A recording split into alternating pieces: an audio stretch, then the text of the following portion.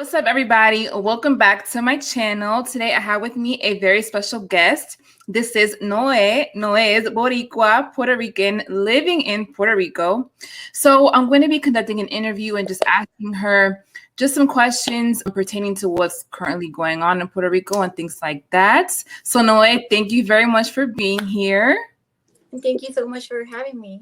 Yeah, of course. And shout out to the person that suggested that I speak with you. You know who you are. They also provided me with a list of some good questions to ask you. So shout out to you if you're listening. So Noe, what part or what town in Puerto Rico do you live in, or what area? I mean, you don't have to get too specific if you don't want to, but like what area roughly in Puerto Rico are you in? Yeah, I live in around the center of the island. Okay. Mm-hmm. Okay. And you've been there your whole life, right? You've never lived outside of Puerto Rico. Yeah, I've always been here. Okay, cool. The area that you live in, would you say that's more like a city, or is it more like Gambo type of area? It's in El Campo, like the Oh, center yeah. of the island. It's almost exclusively Campo. Uh-huh. Okay, cool. I'm Dominican, and my parents, they grew up, in the Campo too. So in all the times that I've been back to DR, I've always been between like the city of Santo Domingo, the little town of which is called Bonao, and then like the Campo where they grew up. So I've got to experience the difference between like, city life and Campo life within like, a third world country setting. So how would you describe the difference between Campo life and city life in Puerto Rico? I think there's a lot of notable differences. Maybe you've seen them too in DR because we have kind of the same geography. Yeah. Just from the weather to even like the way that people behave. Mm-hmm. Like the weather in El Campo is a lot more fresh. It's very chilly. You don't get pollution here. In the city, the metro area, there's a lot of pollution. It's almost very hot all the time because of pollution and all of the traffic. There's little to no shade. It's very sunny there, and even the way that people behave, because in El Campo the communities are more close knit. Yeah. So people get along more. People are more welcoming, and you don't see that a lot in the city because of the way that people live there. Yeah. It's more of an Americanized lifestyle over there. Meanwhile, in El Campo, it's more on par with the natural Puerto Rican lifestyle. Yeah. Yeah. I think you can kind of see that dynamic in a lot of countries actually. Well, I've definitely seen that in DR as far as the differences just in like the environment, the fresh air, the fresh food and all that, but also in the way that people act. I do agree that in the countryside, people in general, I think they're friendly, like, back on the islands, but in the campo, they're especially very welcoming, very friendly. Everybody wants you to eat at their house. Like, it's almost like disrespectful if you don't eat a little bit when you go to their houses. On the flip side, though, everybody's like in everybody's business because everybody is so, tight knit. But yeah, you definitely see that dynamic. And I think to an extent, you could probably also say that maybe the case here in the United States. I don't know. I guess it's just the city life just makes people a lot more focused on themselves, and it's a lot more fast paced. So you don't always have the time really to socialize and build those tighter knit relationships that you may be able to build in the countryside where life moves a little slower. I also feel like, and this may be true in Puerto Rico as well, like sometimes I feel like I'm not in the real Dominican Republic until I'm like in the more countryside, like the essence of the country really comes from like lo campesino, Yeah, exactly. That's kind of the lifestyle that our people grew up with. Both Dominican and Puerto Rican, Yeah. and it was up until recently that we started to get more industrialized and we started seeing bigger cities, and that's how we start seeing this kind of lifestyle. Yeah. But the majority of Puerto Ricans actually live in El Campo. The people that live in the city area, it's actually the minority. Really? Yeah. So would you say the island as a whole, it's more country than it is city? Yeah, for sure. Because Okay. the metro area is more concentrated in the north of the island, more the northeast, where San Juan is, San Juan, Guaynabo, Bayamon, those are the more industrialized places. Okay. There's still some campo over there, but it's mostly industrialized. Okay. Gotcha. Okay. Have you come in contact with Dominicans over there? Because I know there's a lot of Dominicans living in Puerto Rico as well. Do you ever come in contact with them? Yeah, I've known a couple of Dominicans. One of the ladies that goes to my mom's church is actually Dominican. She's very sweet. She's the sweetest thing ever. Yeah. But I've met a couple of Dominicans. Mm-hmm. Okay, cool, cool. Yeah, I've never had the chance to go. I would love to go to Puerto Rico. My dad used to go when he was younger because he played baseball, and they would sometimes go play in Puerto Rico. They would take, I guess, like a ferry or some type of boat over there, and he's been there. He said it was very nice. So yeah, I would definitely love to go over there if I get the chance. Yeah, it's beautiful here, especially like you said in El Campo, where the weather is better, the people are more welcoming. It's a Mhm. lot. It's a much better experience than being in like San Juan, which is it's Okay. also a very beautiful place, but you don't get to experience the whole thing while Yeah, being there. yeah, for sure. Okay. So moving on to my next question and getting a little more political. So, what are your thoughts on statehood versus independence? I've interviewed a couple Puerto Ricans in the past, and this is something that I hear, gets brought up, and it seems like this is a point on which I guess many Puerto Ricans on the island are split between, those that want to become a state and those that would prefer to be independent. Where do you find yourself on, like, when it comes to that? Like, where would you be more in support of?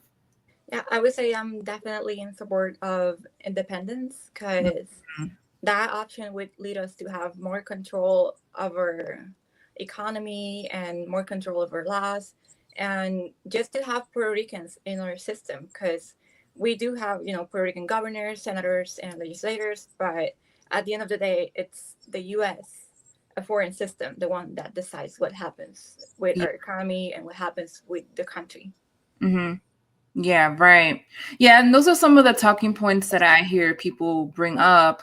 But on the flip side, I also hear people say that Puerto Rico isn't in the best economic state to be able to sustain itself. So in that aspect, maybe independence would not be the best route. Or maybe this is like a pro-statehood argument. I'm not sure. I just know that I've heard people say this. Do you find any validity in that statement? I mean, I think there's some argument in it because the US has gotten full control of our economy. So we've gone to the point that we depend on the system of the US to have, some sort of economical balance or economical structure. But we still live in poverty. Like I believe it's around 50% or more Puerto Ricans Mm, that live under poverty. So it's not like we're living a luxurious lifestyle just because yeah, we're sort of integrated in the US, yeah, because they have us as a colony just for their own gain. They don't have us as a colony for our benefit. yeah, And even if independence would bring some sort of struggles along the way, I feel like it's a more concrete plan, long term, to have our own economical structures and have some sort of value in the market and bring good salaries to our people and be successful as a republic. hmm, yeah, yeah. No, I could agree with that. I mean, sometimes I feel like if I was Puerto Rican, I'd probably be more towards the side of independence. I know it would be a struggle, but like you said, I think in the long run, though, it might prove to be more beneficial to the Puerto Rican people, and it will give them more autonomy over what's going on the island. Because, I mean, being separated, you got the United States over here, the mainland, but we got our own stuff going on over here. So, how involved really can the United States be in what's going on over there? As far as like, are they really even paying attention? Do they even care? stuff like that. And also I heard that a lot of, I don't know if it's Americans or American companies are like buying up the land over there. So a lot of the land doesn't even belong to like the Puerto Ricans there.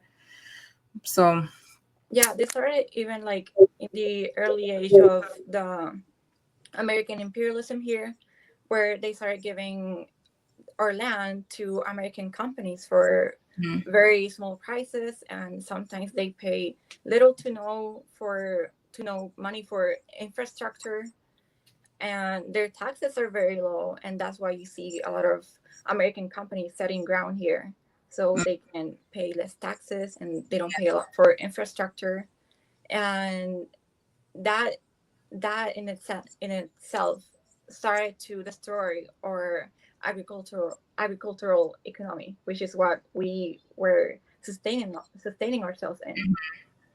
Yeah, right.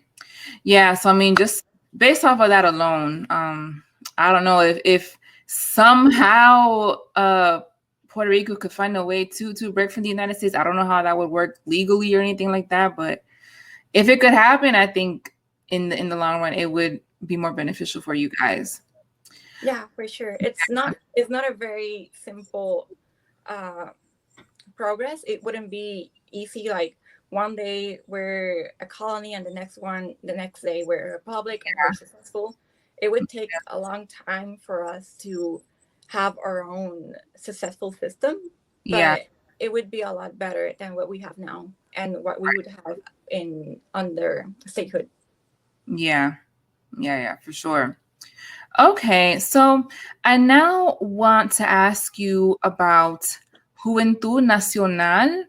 I know that I follow their page on Instagram. I don't know if you're part of that or behind that page as well, but I want to ask you what that is, and are you active within that organization, and like what do they represent? Yeah, Juventud Nacional is currently an online magazine Oh, where we talk about Puerto Rican struggles and Puerto Rican interests. The point of the magazine is to bring an unbiased perspective on Puerto Rican um, news and Puerto Rican interests, because over here the media is very very controlled, and what we want to have is to bring what's actually happening to the table, so people decide what's best for them by seeing what's going on. I currently just make the comics in the magazine, but there's a lot of contributors that make amazing articles, and I think if anybody has the time to read it, it would be great because it's very, very informative. okay. So the people that work for this magazine, are they also pro independence, such as yourself, or are they kind of just neutral when it comes to that and just present facts?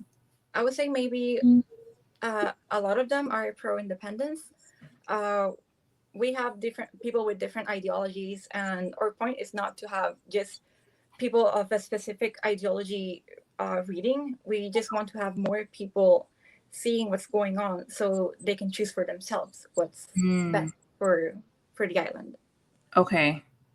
Okay, cool. So to anyone listening, I'll leave the name of their Instagram here on the screen, and you guys can definitely check that out. Like I said, I follow the page, and I know that they follow me back. And even though I'm not Puerto Rican, I do like to kind of just be aware of what's going on in some of the other Latin American countries. And given that Puerto Rico is so close to DR, and I do feel like y'all are one of the Hispanic groups that we have a more of a closer Yeah. tie to. I think it's good to be aware of what's going on in the other, Caribbean countries. So yeah, you guys definitely go check that out. I now want to ask you about Hurricane Maria. So this happened. It's been how many years now since Hurricane Maria? It's been a little over 3 years. A It little over a happened year. in September 2017. Okay. So how would you say you were affected by that, and Puerto Ricans in general, how were they affected by that hurricane and are still being affected by up to today? Yeah, I feel like the impact that Hurricane Maria left has been very, very big. Especially not just because it was a natural disaster, but just because of the way that the government handled things after. Mm-hmm. During the hurricane, I actually lost my house, and a lot of people lost their houses. Really? Yeah, Hmm. either because of with the winds, because a lot of houses here were and still are wooden houses, Yeah. or because of flooding, but like people living near the rivers, even places that weren't predicted to have floodings were flooded. Mm-hmm. Almost my town, almost the entire center of my town was flooded. Wow. I live up in a mountain, so the winds were pretty strong here. Yeah. But I feel like people were very impacted by it, and maybe they learned that it's not very.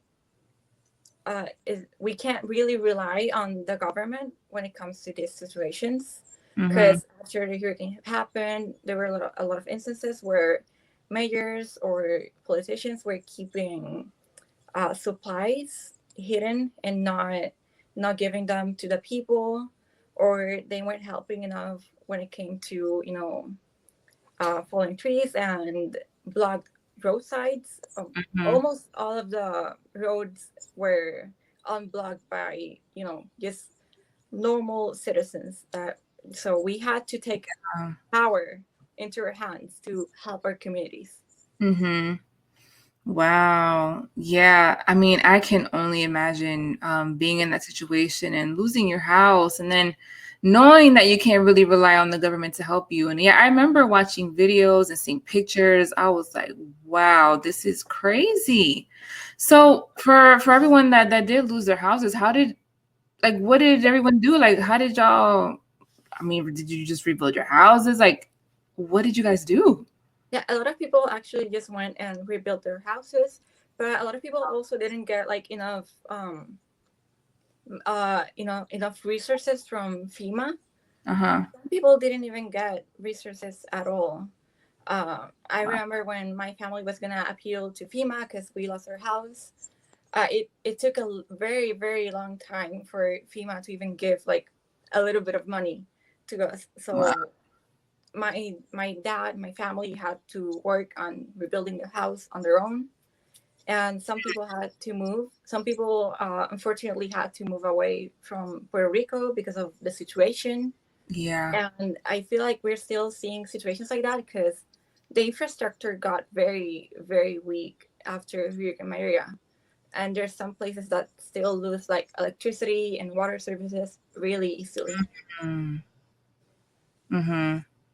Wow. A situation like that where it's like you're relying again, the American government to come in and help you, people that are kind of far away from you, and then to see how little they kind of cared. Or I remember watching Trump throwing the paper towels or whatever it was. I was like, oh my gosh.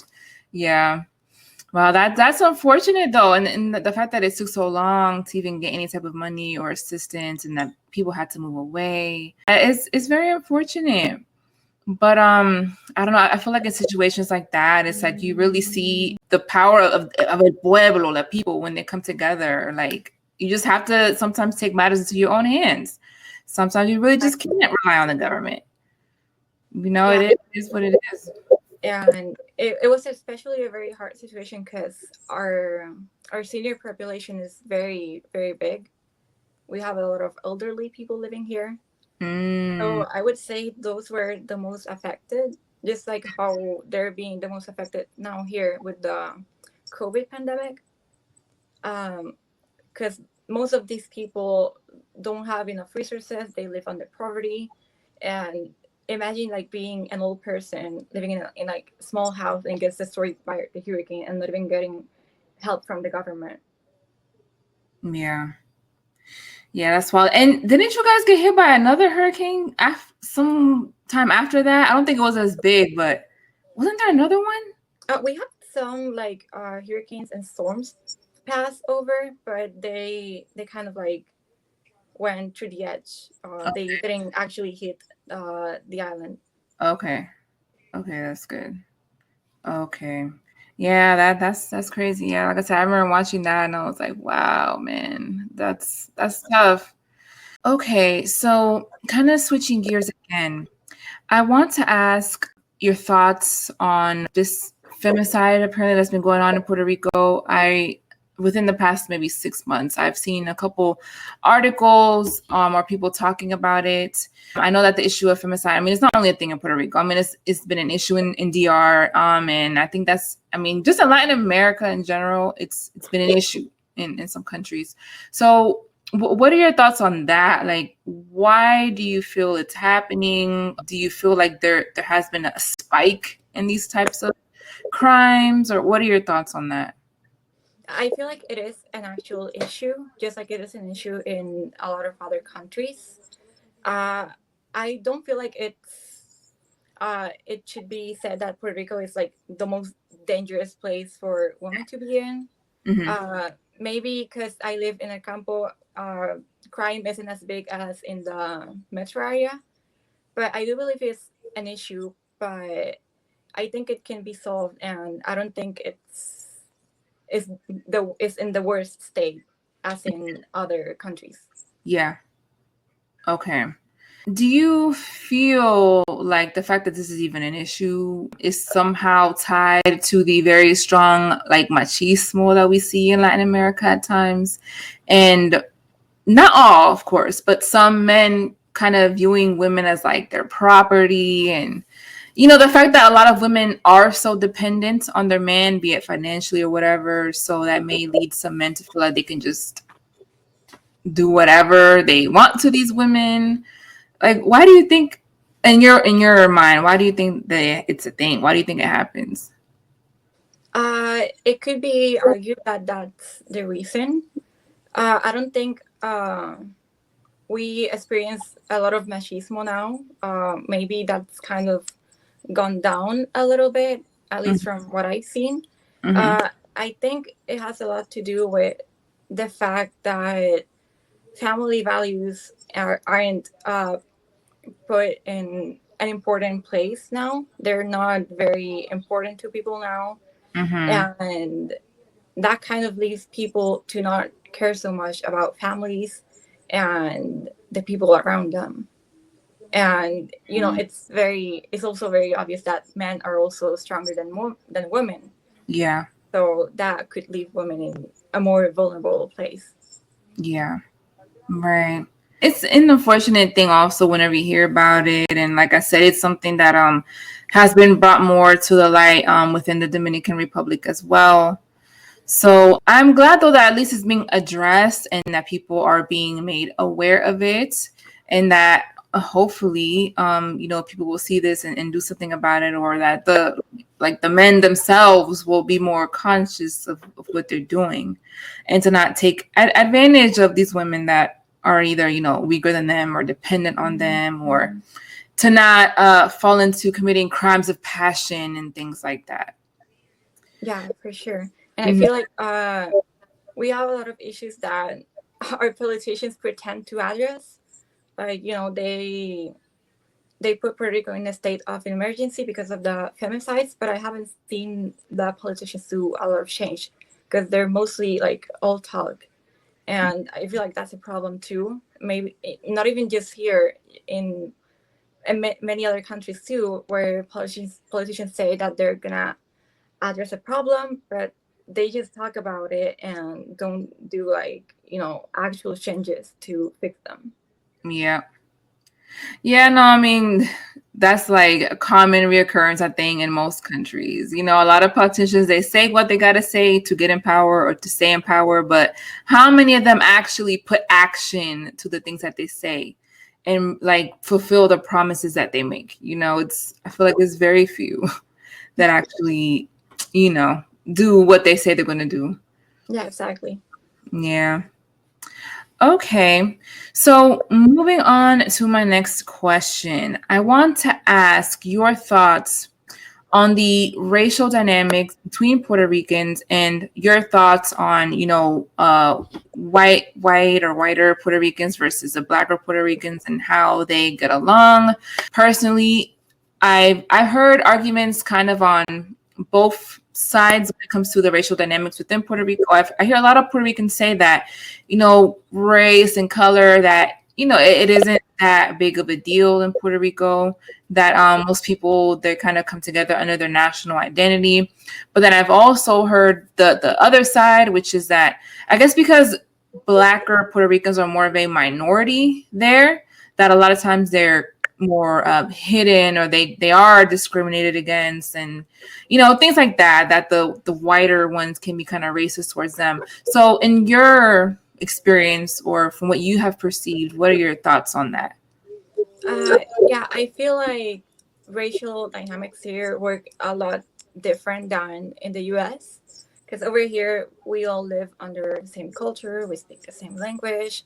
Uh, so we get along more no matter how we look. And yeah, if some people argue that there is racism here, but I wouldn't say it's as big as in the US, where everybody is sort of segregated and just in their own communities. And when they clash, you really see those differences. But over here, families are very mixed. My brother is very white looking, and my mom is too. My grandma is blue-eyed blonde, and my grandpa was a mulatto. So I feel like over here we get along a lot more just because of the fact that we live under the same culture. I don't think it's fair to sort of segregate ourselves when it comes to that, because at the end of the day, we're all Puerto Ricans. Mm-hmm. Yeah. I think what you're saying is what most Hispanics tend to say. I mean, even in the case of Dominicans, I think for the most part, regardless of whether you're, un blanquito, negrito, indiecita, whatever you are, most people, they do get along, and they don't really see so much of that racial divisions, because as in the case of Puerto Rico, everybody shares the same culture. And I've mentioned this on my channel in the past, but that's why I feel like what culture is so important. I feel that it is more of a unifying factor than even race at times, because within your culture are your values, your traditions. A lot of time religion is tied into. I mean, there's so many things that creates a culture. So when you have multiple people adhering to the same culture, I think it makes it easier for them to get along regardless of race or color.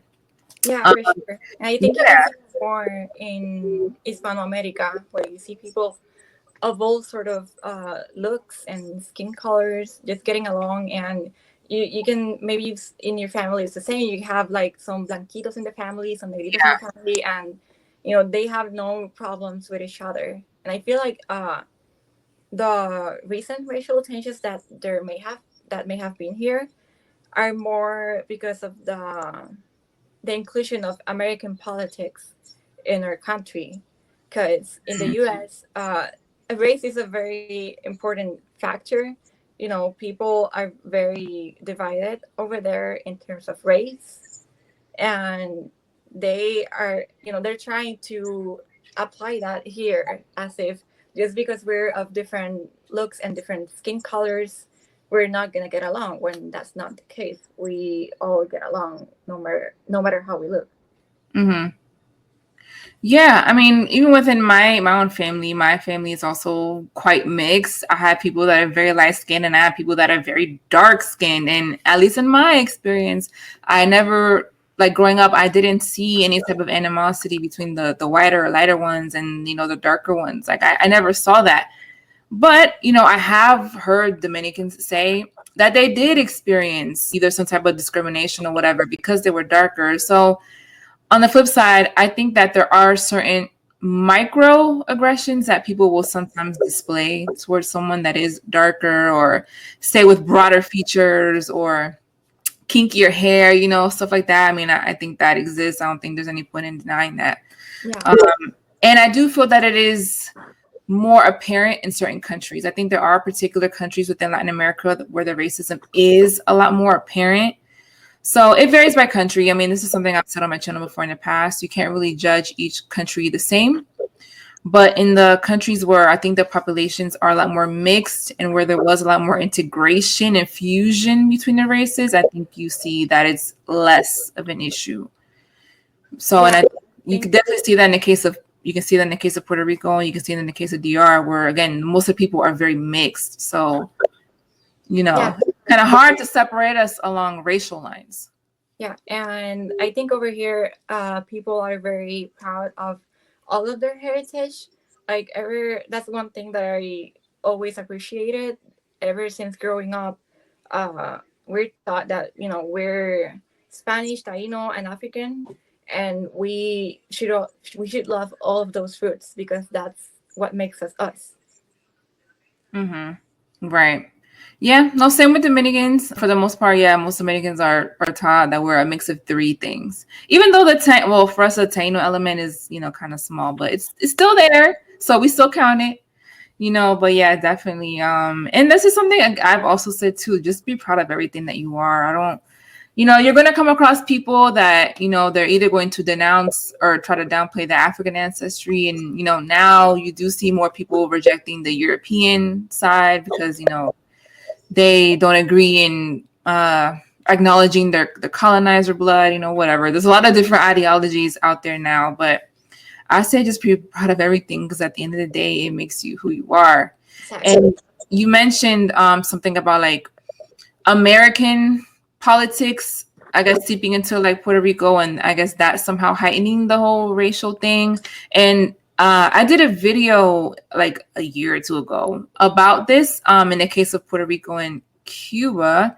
And I remember while I was researching for that video, learning that once the United States took over in Puerto Rico and something to do with the census and how that kind of brought in more of this racial awareness or like having to choose between being white or black, which didn't necessarily exist in Puerto Rico before that.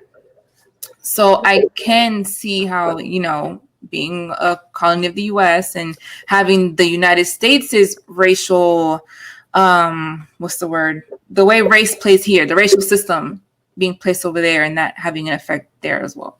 Yeah, it's a lot different over there. And like you said, with the census, it's brought a lot of arguments about how we should identify ourselves in census. Like, are we white? Are we black? Are we native? And that we're all of them. So I don't think it makes any sense to divide ourselves in that sense because we're Puerto Rican. I had some instances where people ask me, like, people who are outside of Puerto Rico, they ask me what race I am, and I'm like, I'm Puerto Rican. Like, what do you want me to say?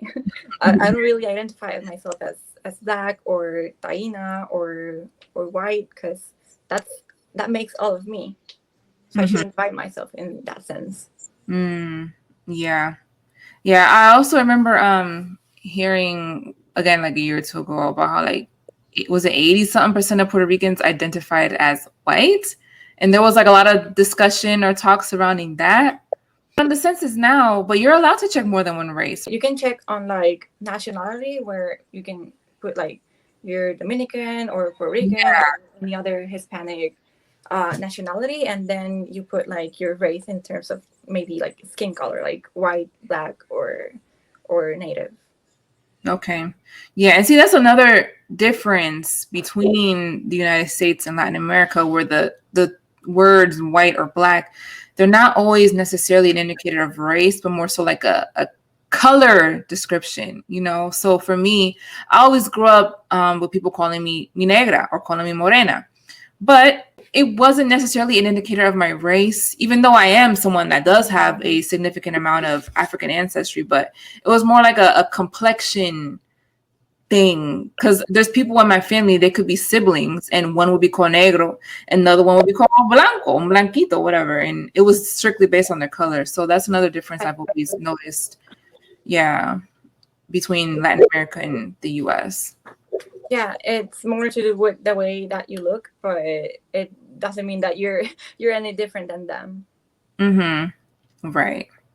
To kind of wrap that up. So basically you feel like in the case of Puerto Rico or Puerto Ricans on the island, the race issue is not that big a deal, basically. Yeah, you see that a lot more in the US, and over here it's a lot more minimal. Okay, cool. All right, so next I want to ask about your thoughts on Eurekans. So when I came on YouTube, I didn't realized that there was like this whole thing between island Puerto Ricans feeling a way about New Eurekans. Now, I have heard some people say that this is more online than anything. A lot of New Eurekans never had any issue with Puerto Ricans, but I know I've heard people on both sides of this argument online. What are your thoughts on that? Do you see them as differently from you guys? Do you feel that they act different, or do you just see them as the same? Like we all got Puerto Rican heritage, so you're like my brothers and sisters. How do you view that? Well, I don't have anything personal against them, but Hmm. I feel like they are a lot more different than Allen Puerto Ricans, and it's not even like their fault because most of these people are in the U.S. because their parents or their grandparents moved away, Hmm. so they grew up and they're socialized on their American culture, and that's kind of like the biggest difference between us and them because we grow up under Puerto Rican culture. Most of these people don't get to learn Spanish, and they grow up under American politics, so they see the world in a much different way that we do. Because Hmm. even though Puerto Rican politics are applied here, we still see the world in a different perspective than they do. And I feel like one of the bigger things they kind of like in the thing of racial division. We don't do that here a lot, but I feel like New Yorkers do that a lot more. And I feel like New Yorkers calling themselves white Puerto Rican or a black Puerto Rican, and sort of putting like a sort of hierarchy when it comes to being Puerto Rican, like Hmm. dividing themselves. And I feel like they mostly act like just any other American. Just because their ancestors are Puerto Rican doesn't mean that they grow up and they're socialized under Puerto Rican culture. Okay. So you feel like culturally they're different from you guys, basically. Yeah, they're very different. Okay. I mean that's understandable. It makes sense. I mean, the same I guess could be said for a lot of Dominicans that grow up in the States, or like Dominican Yorks, as some people call them. I didn't grow up in New York, but that's a term a lot of people use for Dominicans in the US, comparing them to like the island Dominican. Did I say Puerto Ricans? I meant to say Dominicans. Yeah. I mean, yeah, of course there's gonna be some cultural difference because growing up in the US, you do grow up under a different system, a different racial system, just different education system. And again, being that race for one is such a big focus here in the US, yeah, that does kind of rub off on you a little bit. And it's something you kind of have to make the conscious decision to try to not get too wrapped up in. So it can be a little difficult, as somebody, as a Dominican American, I can testify that yeah, it can be kind of a struggle sometimes trying to juggle between this whole American way of thinking versus like the Dominican one.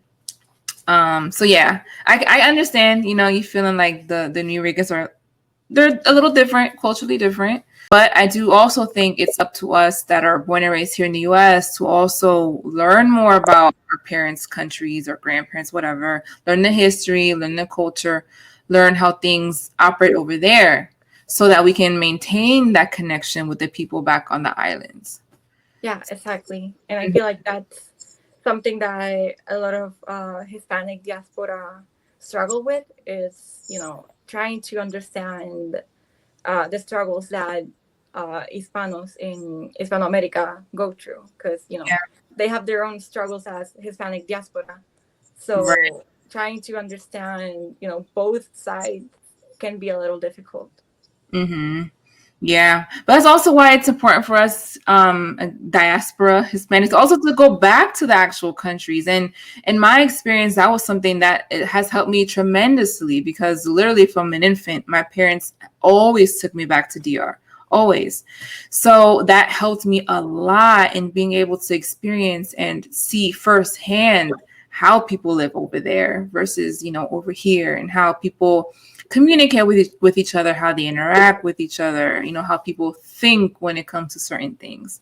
So For any Hispanic Americans listening, definitely, if you haven't been to your parents' or grandparents' home countries, you need to go. Like it totally opens up and broadens your thought or your perspective on a lot of things when you're You're able to. gonna see a much different perspective, and you're gonna like experience Yeah, the country as it is, and you're gonna be able to see more of what the people there go through, so you can understand like better the situations over there. yeah, exactly. Yeah, I agree.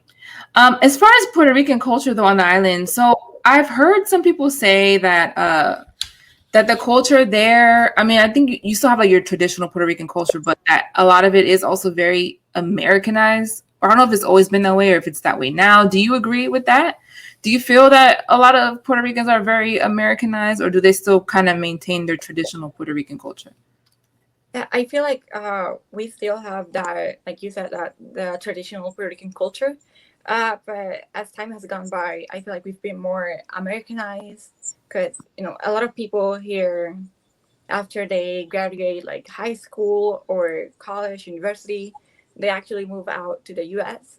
So there's more people getting Americanized. Mm-hmm. And even in the dialect, some of the words that we say are in English, like the word parking. We don't say estacionamiento, we say parking. Mm, Um, yeah. it's almost like you could say petition here to answer the phone with hello instead of like hola or Mm, so there is some Americanization here, and politically there is too, yeah. and it's something that we've been struggling with for a very long time, and it's something that we're still struggling with, especially young people. I've seen a lot of young people prefer talking in English rather than in Spanish, Mm, and it's more visible in that population. okay. I was gonna say you speak really good English. Do most Puerto Ricans speak both? Like, Uh, is English taught in the schools just as much as Spanish is? yeah, we do get taught English like since kindergarten, Okay. but from the statistics, actually, like the majority of Puerto Ricans don't like speak English. Okay. It's more visible the English language in young people, but Mm, the older generations don't really speak the language. okay. Gotcha. Okay, so the next question I have here, I don't know if this is talked about as much on the island as it is here, but your thoughts on like this black and brown unity, or you could say like this black American and Hispanic unity, and if do you support that or do you see any need for that? Again, I don't know if it would really apply on the island, but what are your thoughts on that? Yeah, I feel like that's not a visible thing here as like in the US, and I feel like it wouldn't be either visible either in other Hispanic countries because we have our own struggles, we have our own interests, and I feel like even in the US, it's kind of like it would be kind of a clash of culture because even though Black Americans and Hispanic diaspora are in the U.S. and they grow up under American culture, they still have different interests. They still get socialized in a different way, and they have different necessities as well as different struggles that they go through. So I feel like kind of unity in that sense wouldn't help a lot when it comes to their specific needs and problems. Okay. Okay, gotcha. Yeah, I mean that makes sense. I think that is something maybe New Eurekan, or not just New Eurekans, but Puerto Ricans in the U.S. could probably explore more.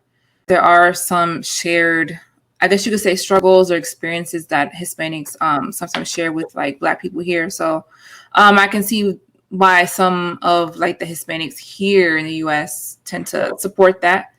But yeah, I guess in the case of Puerto Rico on the island, it wouldn't be so much of a thing. Yeah, Mhm. I hear also talk about like Hispanic and white unity, which is like the same case. They have different ways of living and different interests and problems. So that kind of unity would make a lot of issues for both communities because they wouldn't be in the same place when it comes to how to solve their problems or which problems are more important. Mm-hmm. Yeah. That's new. I haven't heard of Hispanic and white unity. That's a new one. That's interesting. Okay. All right. So I have my last question here, which is more of a recent thing. So there's been multiple stories and like video clips of American tourists going to Puerto Rico and just acting up. You know, they don't, especially when it comes to like the masks, they don't want to wear them in the airports. They don't want to wear them on the plane. And I guess people have just been going there and just acting the fool. I don't know if it's some sense of entitlement maybe that the mainland Americans feel going to Puerto Rico, and maybe they feel like they don't have to follow the rules. But what has been going on, and what are your thoughts on that? Yeah, I feel like a lot of gringos have been coming over here as a way to sort of escape the COVID guidelines, Mm, but maybe they don't realize that we were also living under the pandemic.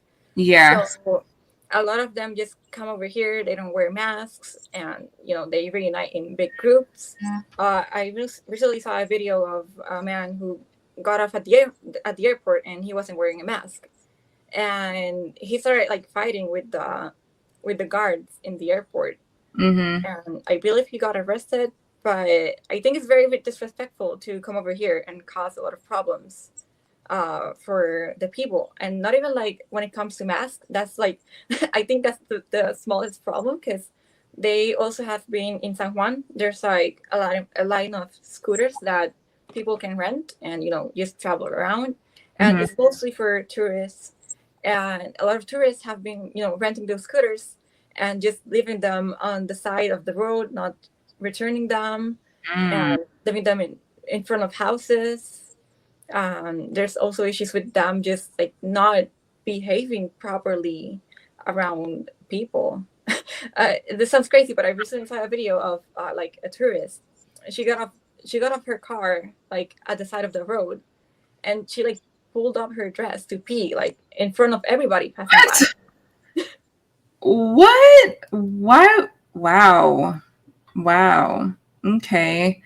I don't understand that. Like, how do you just go to another country and just act the fool, or act like you don't have to follow the rules, or like you're above the rules? Like, do they feel that they have some type of like gringo privilege? I don't know. It's just weird, and I agree that it is disrespectful. Like, you don't go to somebody else's country and just, I don't know, not follow the rules or feel like they're not going to apply to you. So Yeah. Americans, what y'all doing, man? That's crazy. It's I think it's not even like a thing just here. I feel like every country, whenever Americans come over, they kind of show that kind of entitled attitude.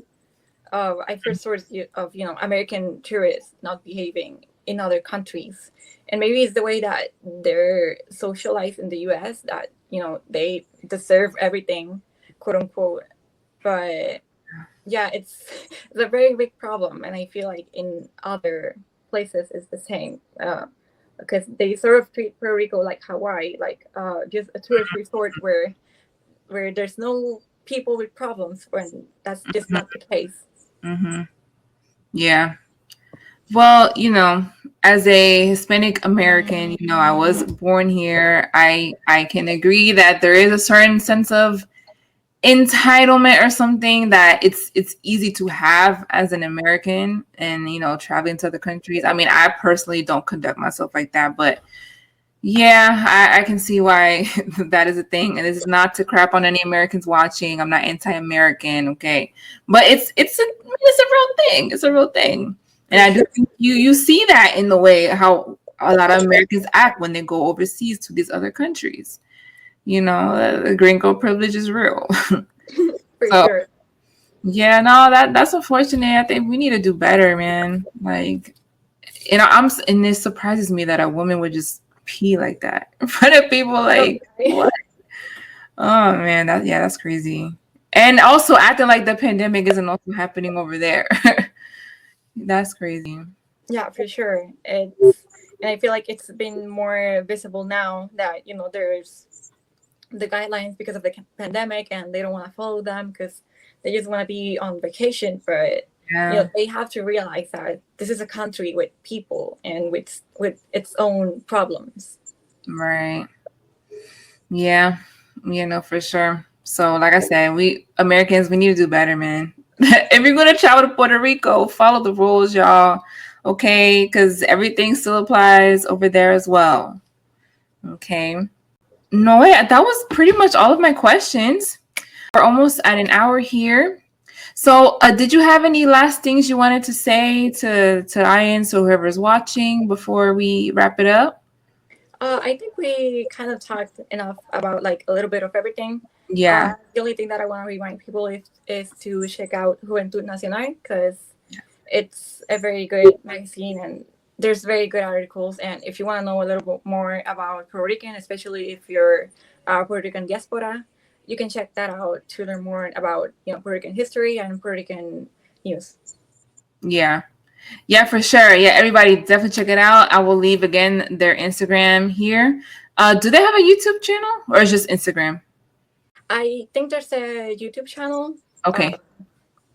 Okay. Well, if there is, I'll see if I can find it, and I'll link that here as well. Well, Noe, thank you again for doing this interview. I hope that everyone watching learned a little bit more about Puerto Rico and what's currently going on over there. Give this video a like, everyone. Subscribe to the channel if you haven't already, and I'll check everyone in my next video. Bye-bye. Thank you so much for having me. Take care. Thank you.